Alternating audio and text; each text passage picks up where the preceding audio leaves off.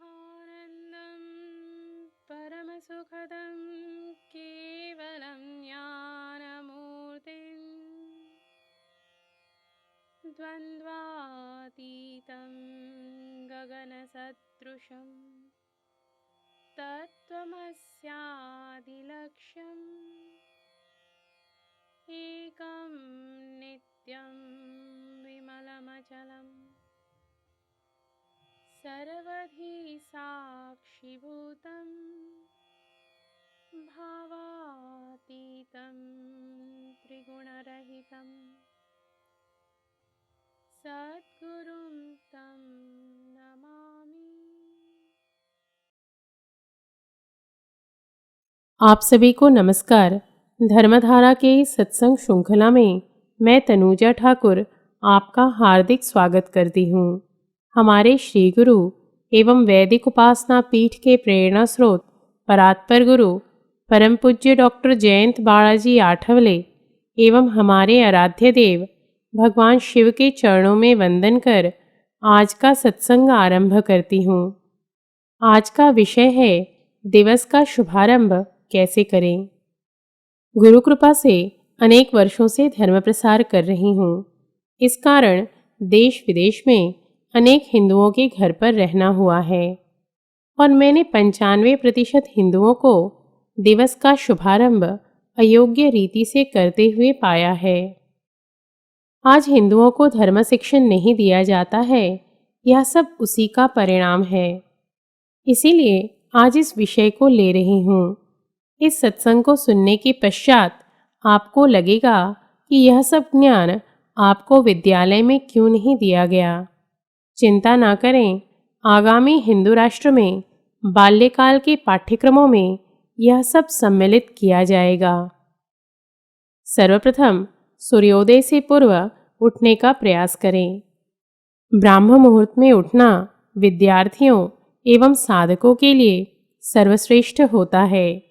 अज्ञानता एवं आलस्यवश आज अधिकांश हिंदू सूर्योदय के पश्चात उठते हैं। तो सर्वप्रथम यह जान लेते हैं कि ब्राह्म मुहूर्त का महत्व क्या है। सूर्योदय से पूर्व के एक प्रहर में 2 मुहूर्त होते हैं। उनमें से प्रथम मुहूर्त को ब्राह्म मुहूर्त कहते हैं। उस समय मनुष्य की बुद्धि एवं ग्रंथ रचना की शक्ति उत्तम रहती है। इसीलिए इस मुहूर्त को ब्रह्म की संज्ञा दी गई है। इस प्रकार हमारे मनीषियों ने इस मुहूर्त में जागने का विशेष महत्व बताया है। उनके अनुसार यह समय निद्रा त्याग के लिए सर्वोत्तम है। एक सामान्य व्यक्ति को भी ब्राह्म मुहूर्त में उठने से सौंदर्य, बल, विद्या, बुद्धि और स्वास्थ्य की प्राप्ति होती है। आधुनिक वैज्ञानिकों ने शोध में पाया है कि ब्राह्म मुहूर्त में उठने वाले अधिक स्वस्थ एवं दीर्घायु रहते हैं। वस्तुतः इस समय सोना शास्त्र निषिद्ध है। शास्त्रों में कहा गया है, ब्राह्म मुहूर्ते या निद्रा सा पुण्यक्षय कारिणी, अर्थात ब्राह्म मुहूर्त की निद्रा पुण्य का नाश करने वाली होती है। ब्राह्म मुहूर्त का विशेष महत्व बताने के पीछे हमारे ऋषि मुनियों की वैज्ञानिक सोच निहित थी। वर्तमान काल में वैज्ञानिक शोधों से ज्ञात हुआ है कि ब्राह्म मुहूर्त में वायुमंडल प्रदूषण रहित होता है। इस काल में वायुमंडल में ऑक्सीजन की मात्रा सर्वाधिक अर्थात 41% होती है, जो श्वासी अर्थात फेफड़ों की शुद्धि के लिए महत्वपूर्ण होती है। शुद्ध वायु मिलने से मन और मस्तिष्क दोनों स्वस्थ रहते हैं। इसीलिए यह काल योगासन एवं प्राणायाम के लिए भी सर्वोत्तम माना गया है। आयुर्वेद के अनुसार ब्राह्म मुहूर्त में उठकर सैर करने से शरीर में संजीवनी शक्ति का संचार होता है। इसीलिए इस समय बहने वाली वायु को अमृत तुल्य कहा गया है। यह समय अध्ययन के लिए भी सर्वोत्तम बताया गया है, क्योंकि रात्रि में विश्रांति लेने के पश्चात सवेरे जब छात्र उठते हैं तो शरीर तथा मस्तिष्क में भी स्फूर्ति एवं उत्साह बना रहता है वायुमंडल शुद्ध एवं पवित्र होने के कारण विद्यार्थियों की ग्रहण शक्ति एवं स्मरण शक्ति अन्य काल की अपेक्षा इस समय अधिक होती है। प्रमुख मंदिरों के पट भी ब्राह्म मुहूर्त में खोल दिए जाते हैं तथा भगवान का श्रृंगार एवं पूजन भी इसी काल में किए जाने का विधान है। सवेरे उठकर नाम जप, ध्यान, ग्रंथ वाचन आदि करने से हमें अधिक लाभ मिलता है, क्योंकि संत, ऋषि, मुनि, तपस्वी, सिद्ध एवं योगी इत्यादि सभी इसी काल में साधना करते हैं। अतः वातावरण में सत्वगुण का प्रमाण बढ़ जाता है, जिसका लाभ साधकों एवं विद्यार्थियों को होता है। सवेरे उठने के पश्चात सर्वप्रथम ईश वंदना करें। उनमें से कौन से श्लोक बोलने चाहिए यह बताती हूँ। नींद से जागते ही बिछावन पर बैठकर श्रोत्राचमन करें। श्री गुरु चरित्र में बताया गया है कि यदि निकट में जल ना हो तो भी श्रोत्राचमन अवश्य करें। श्रोत्राचमन अर्थात दाहिने कान को हाथ लगाकर विष्णु के ओम श्री केशवाय नमः ऐसे 24 नामों का उच्चारण करें। आदित्य, वसु, रुद्र, अग्नि, धर्म, वेद, आप, सोम, अनिल इत्यादि सभी देवताओं का वास दाहिने कान में रहता है। इसीलिए दाहिने कान को केवल दाहिने हाथ से स्पर्श करने से भी आचमन का लाभ प्राप्त होता है। आचमन से अंतर शुद्धि होती है। इसके पश्चात ईश वंदना अंतर्गत स्तोत्र पठन करें। जागते ही बिछावन पर बैठकर कौन से श्लोक बोलने चाहिए यह बताती हूँ। हिंदू माता पिता से नम्र विनती है कि अपनी संतानों में बाल्यकाल से ही यह सुसंस्कार डालें। नींद से जागने के पश्चात बिछावन पर ही बैठकर आंखें मूंदकर हाथ जोड़कर सर्वप्रथम गणेश वंदना करें, जिससे हमारा संपूर्ण दिवस सर्व कार्य निर्विघ्न हो। गणेश वंदना हेतु यह श्लोक बोल सकते हैं। वक्रतुंड महाकाय सूर्यकोटि समप्रभ निर्विघ्नं कुरु मे देव सर्वकार्येषु सर्वदा। इसके पश्चात नवग्रह मंत्र बोलें। ब्रह्मा मुरारिस्त्रिपुरान्तकारी भानुः शशि भूमि सुतो बुधश्च गुरुश्च शुक्रः शनिराहुकेतवः कुर्वन्ति सर्वे मम सुप्रभातम्। इसके पश्चात पुण्यात्माओं का स्मरण करने का शास्त्रीय विधान है और उन श्लोकों का स्मरण इस प्रकार से कर सकते हैं।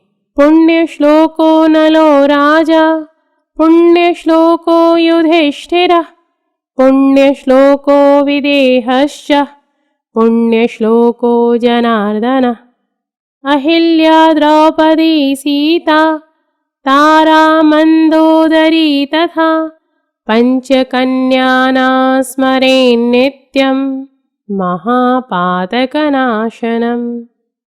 तत्पश्चात सप्त चिरंजीवों का स्मरण करते हुए यह श्लोक बोलें। अश्वत्थामा बलिर्व्यासो हनुमानश्च विभीषणः कृपः परशुरामश्च सप्तैते चिरजीविनः। उसके पश्चात सप्त मोक्षपुरियों का स्मरण करना चाहिए।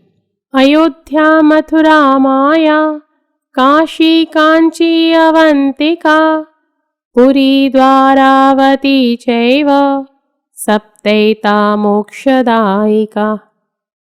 उसके पश्चात अपने इष्ट देवता का श्लोक बोलें। यदि आपके आराध्य शिव हैं तो यह श्लोक बोलें। कर्पूरगौरं करुणावतारं संसारसारं भुजगेन्द्रहारं सदा वसन्तं हृदयारविन्दे भवं भवानी सहितं नमामि। यदि आपकी आराध्या दुर्गा देवी हैं तो यह श्लोक बोल सकते हैं। सर्वमङ्गलमाङ्गल्ये शिवे सर्वार्थसाधिके शरण्ये त्र्यम्बके गौरी नारायणी नमोस्तुते। यदि आपके आराध्य भगवान श्री कृष्ण हैं तो यह श्लोक बोल सकते हैं। कृष्णाय वासुदेवाय हरये परमात्मने प्रणतः क्लेशनाशाय गोविन्दाय नमो नमः। वसुदेवसुतं देवं कंसचाणूरमर्दनं देवकी परमानन्दं कृष्णं वन्दे जगद्गुरुम्। यदि आपके जीवन में गुरु हैं तो इस प्रकार गुरु स्तुति करें। गुरुर्ब्रह्मा गुरुर्विष्णु गुरुर्देवो महेश्वरः गुरुर्साक्षात् परब्रह्म तस्मै श्री गुरवे नमः। उसके पश्चात दोनों हथेलियों की ओर देखकर यह श्लोक बोलें। कराग्रे वसते लक्ष्मी करमध्ये सरस्वती करमूले तु गोविन्दः प्रभाते करदर्शनम्। बिछावन से पग नीचे रखने से पूर्व क्षमा प्रार्थना करते हुए भूमि वंदना हेतु यह श्लोक बोलें। समुद्रवसने देवी पर्वतस्तनमण्डले विष्णुपत्नी नमस्तुभ्यं पादस्पर्शं क्षमस्व मे। उठने के पश्चात बिना मुंह धोए चाय अर्थात बेड टी ना पिएं, क्योंकि रात्रि में सोते समय हमारा तमोगुण बढ़ जाता है और मुंह में व्याप्त तमोगुणी तत्व चाय के माध्यम से हमारे शरीर में प्रवेश कर जाता है, जिससे हमें अनेक प्रकार के रोग हो जाते हैं और हमारा तमोगुण भी बढ़ जाता है। नींद से जागने के पश्चात 8 घंटे पूर्व तांबे के लोटे में रखे हुए जल को कुल्ला कर बैठकर पी लें एवं तत्पश्चात 45 मिनट कुछ भी ग्रहण ना करें। इससे आप निरोगी रहेंगे। इस जल को पीते समय जल देवता से इस प्रकार प्रार्थना करें। हे जल देवता, इस जल के माध्यम से हमें निरोग काया एवं चैतन्य मिले, ऐसी आपसे प्रार्थना है। आजकल अनेक हिंदू पाश्चात्यों का अंधा अनुकरण करते हुए प्रातःकाल शौचालय में बैठकर समाचार पत्र या पत्रिका पढ़ते हैं, किंतु ऐसा ना करें। शौचालय में समाचार पत्र, पत्रिका या अन्य कोई भी पुस्तक पढ़ना एक अयोग्य कृति है। ध्यान रखें, इन सब के माध्यम से हमें ज्ञान मिलता है, चाहे वह ज्ञान लौकिक जगत से संबंधित ही क्यों ना हो। यह विद्या प्राप्ति करने समान ही है और हमारी भारतीय संस्कृति में विद्या अर्जन को एक यज्ञ कर्म माना गया है। अतः इसे पवित्र स्थान में ही प्राप्त करना चाहिए। अपवित्र स्थान पर ऐसा करने से हम पर माँ सरस्वती की अवकृपा हो सकती है। इस प्रकार का अयोग्य आचरण कर माँ सरस्वती की अवकृपा प्राप्त न करें, अपितु उनकी स्तुति कर कृपा प्राप्त करने का प्रयास करें, जिससे संपूर्ण दिवस आपका विवेक जागृत रहे और आपसे साधना एवं सत्कर्म हो। साथ ही प्रातःकाल का शुभारंभ समाचार पत्र पढ़कर ना करें। आजकल समाचार पत्रों में अधिकतर भ्रष्टाचार, लूटपाट, दुर्घटना, चोरी, बलात्कार इत्यादि तमोगुणी समाचार होते हैं। इसे सवेरे सवेरे पढ़ने से हमारे सूक्ष्म देह अर्थात मन एवं बुद्धि पर विपरीत प्रभाव पड़ सकता है और दिन भर यह अनावश्यक सूक्ष्म आवरण हमारी मानसिक और बौद्धिक क्षमता को घटा सकता है। परिणाम स्वरूप मन अशांत रह सकता है। अतः दिवस का शुभारंभ संतों के गाए भजन, संस्कृत के स्तोत्र पठन या संत लिखित ग्रंथ को पढ़कर करें। सर्वोत्तम तो यह होगा कि आप अपने गुरु मंत्र का या अपने आराध्य देवता के नाम जप से अपने दिवस का शुभारंभ करें। स्नान इत्यादि से निवृत्त होने के पश्चात नित्य पूजा एवं आरती करने से पूर्व अपने घर की वास्तु शुद्धि करना ना भूलें। इस संबंध में विस्तृत जानकारी पूर्व के सत्संगों में दिया जा चुका है। वास्तु शुद्धि से संबंधित विस्तृत जानकारी हेतु YouTube पर धर्मधारा भाग 49 लिखकर इस सत्संग को सुन सकते हैं।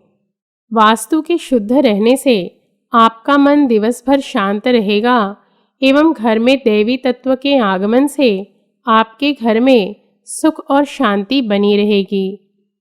नींद से जागने के पश्चात उबासियां क्यों आती हैं? पालथी मारकर बैठकर स्नान क्यों करना चाहिए? सायंकाल में कौन से कर्म नहीं करने चाहिए?